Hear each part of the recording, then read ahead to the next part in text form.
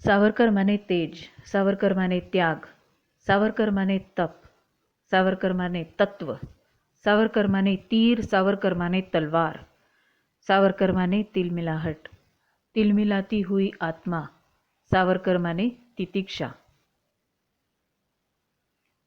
स्वातंत्र्यवीर विनायक दामोदर सावरकर यांच्या नावानेच अनेकांना भुरळ पाडली आहे. आत्ता आपण ऐकलात तो माननीय अटल बिहारी वाजपेयीजी यांच्या स्वातंत्र्यवीर सावरकरांवरच्या एका भाषणातला भाग. आज 28 मे 2020 स्वातंत्र्यवीरांची 137वी जन्मतिथी. ह्या निमित्ताने मी विभावरी विजय भागवत आज एका नवीन उपक्रमाला सुरुवात करत आहे, पुस्तक वाचनाचा. अर्थातच पहिलं पुस्तक निवडलंय ते स्वातंत्र्यवीरांवरती लिहिलेलं. पुस्तकाचं नाव माझे सावरकर, लेखक श्री सचिन कानेटकर. स्वातंत्र्यवीरांचा महिमा त्यांच्या नावाच्या आद्याक्षरातूनच आपल्यापर्यंत पहिल्या भागातून पोचवलाय. चला ऐकूया. माझे सावरकर भाग 1, लेखन श्री सचिन कानेटकर. स्वातंत्र्यवीर विनायक दामोदर सावरकर. सावरकरांचे जीवन अभ्यासावे म्हटले तर आकाशाला गवसणी घालण्यासारखा हा अवाक्याचा अंत पाहणारा विषय आहे. म्हणूनच जाणकार त्यांना अष्टपैलू नव्हे तर शतपैलू सावरकर असे म्हणतात.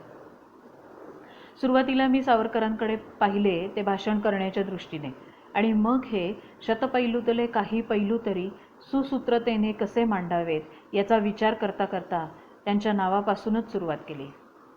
त्यातल्या विस्ताराचा भाग सोडून ही गंमत थोडक्यात इथे पाहू.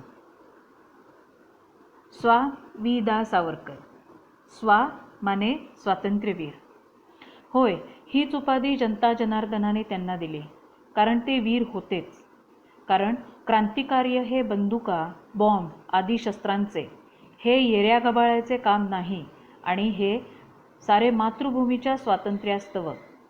स्वातंत्र्याची पहिली प्रगट उद्घोषणा स्वातंत्र्यलक्ष्मी की जय ही त्यांचीच, आणि त्यासाठी मनापासून सर्वस्व वाहणारे तेच.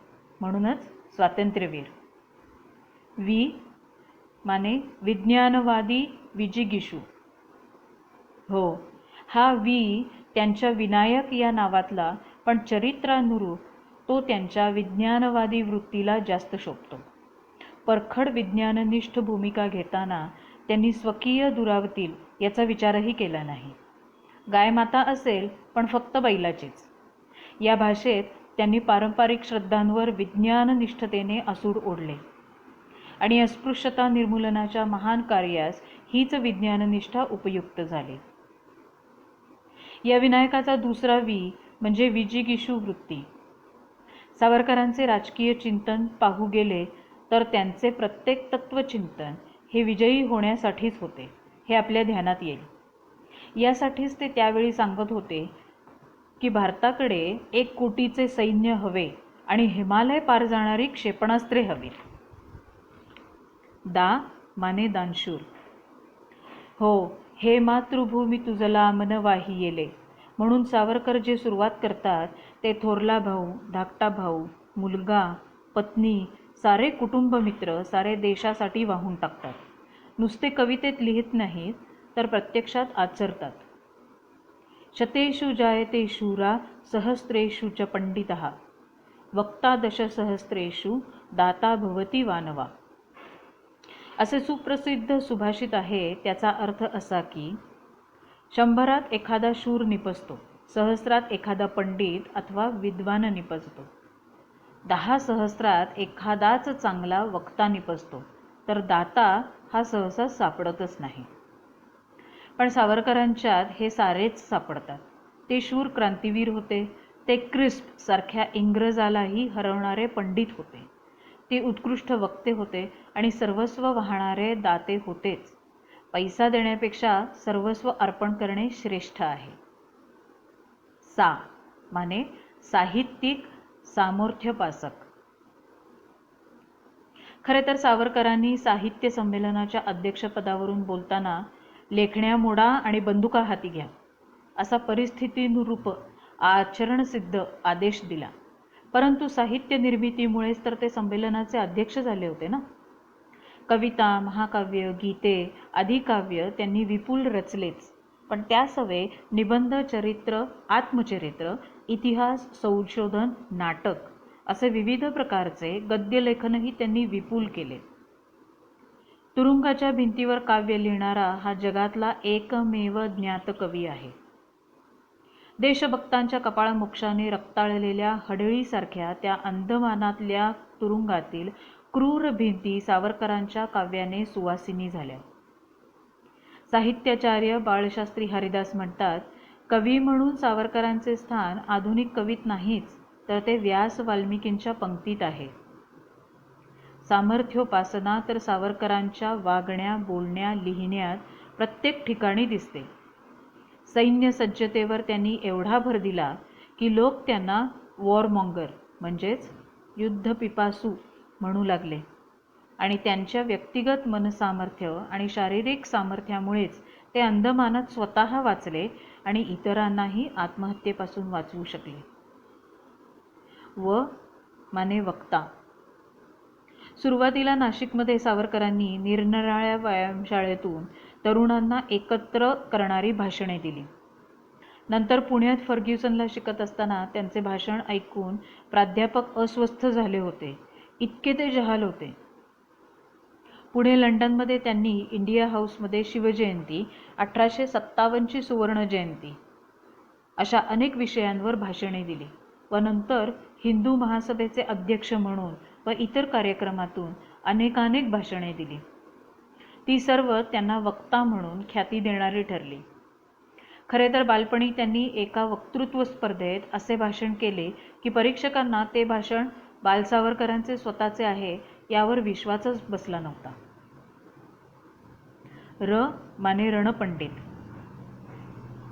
रणनीती निश्चित करणाऱ्या तज्ज्ञ सेनापतीस रणपंडित असे म्हणतात. स्वातंत्र्य कसे मिळवायचे याची त्यांची रणनीती निश्चित होती. हा स्वतंत्र अभ्यासाचा विषय आहे. तरुणांना इंग्रजांच्या सैन्यात भरती व्हायचा आदेश त्यांनी दिला तेव्हा ते म्हणाले, आधी बंदुका हाती घ्या व त्या चालवत्या आल्या की त्यांची तोंडे कोणत्या दिशेला वळवायची हे सांगायला लागत नाही. नेताजींच्या आझाद हिंद सैन्याला अनेक सैनिक सावरकरांच्या याच तत्वाने मिळाले. सावरकर म्हणत, नागभूमीचा क्षुल्लक प्रश्न मी 2 दिवसात सोडवेन. या शक्तीच्या गोष्टी असतात. काळ्या पाण्याचे हाल सहन करताना ते म्हणत की अंदमान हा माझा भारताचा नाविक तळ बनेल, आणि नंतर तो तसा बनलाही. अशा एक ना अनेक बाबी त्यांच्या रणपांडित्याची उदाहरणे म्हणून सांगता येते. क माने कर्मयोगी. सावरकरांच्या कार्याची उचित दखल स्वतंत्र भारत सरकारने घेतली नाही. पहिल्या स्वातंत्र्य दिनाच्या वेळीही त्यांना आमंत्रण नव्हते. 15 ऑगस्ट 1947ला ते स्वतःच्या घरावरच भगवा आणि तिरंगा फडकवून फाळणीचे दुःख मनात रिचवून एवढा खंडप्राय देश स्वतंत्र झाल्याचा आनंद मानत होते. पुढे तर स्वतंत्र भारत सरकारने त्यांना 2 वेळा तुरुंगात डांबले. एकदा गांधी हत्येच्या आरोपात, तर एकदा पाकिस्तानच्या पंतप्रधानांच्या सुरक्षिततेसाठी. सरकारने त्यांचा कोणताही गौरव केला नाही. संसदेतही त्यांचे चित्र आता लागले, तेही महाराष्ट्रासहित सर्व काँग्रेसींच्या विरोधात. या उलट गांधी हत्येवेळी जमावाने त्यांचे देशभक्त असे धाकटे बंधू डॉक्टर नारायणराव सावरकर यांना दगडाने ठेचले आणि त्यातच त्यांचा पुढे अंत झाला. तरीही सावरकरांची देशभक्ती उणावली नाही. ते देशाच्या भल्यासाठी या द्वेषी सरकारशीही पत्रव्यवहार करीतच राहिले. अनेक चांगल्या गोष्टी ते सुचवत राहिले. खऱ्या अर्थाने ते कर्मयोगीच होते. ते म्हणत, आम्ही देशाकरता मरायच्याच शपथा घेतल्या होत्या, त्यामुळेच त्यापुढे काही मिळवायचे राहत नाही. यालाच म्हणतात कर्मयोगी. र माने रणशूर. शूरत्व हे व्यक्तिगत असते आणि ते सावरकरांनी अनेकदा दाखविले. इंग्लंडमध्ये मदनलाल धिंगराच्या विरोधात निंदा प्रस्तावास एकट्याने विरोध करताना, मार्सेलिसच्या बोटीतून समुद्रात उडी टाकताना, त्यानंतर त्यांना मारहाण करणाऱ्या इंग्रज शिपायांना अंगाला हात लावाल तर तुमच्यापैकी एकाचा तरी मी जीव घेईन असे धमकावताना, अंदमानात बारी विरुद्ध अनेक आंदोलने यशस्वी करताना, असे अनेक शूरत्वाचे प्रसंग त्यांच्या जीवनात आहेत. पण त्यांच्या एका वाक्यातच त्यांचे मानसिक शूरत्व डोकावून जाते. ते म्हणत, माझ्या सरकारात संरक्षण मंत्री नव्हे तर आक्रमण मंत्री असेल. अशा रीतीने त्यांच्या या अफाट व्यक्तिमत्वाचे काही महत्त्वाचे पैलू स्वातंत्र्यवीर वी. दा. सावरकर या नावातच दिसतात. तेही असे की त्यातल्या एकेका पैलूंवरती 1.5-2 तास बोलतच राहावे.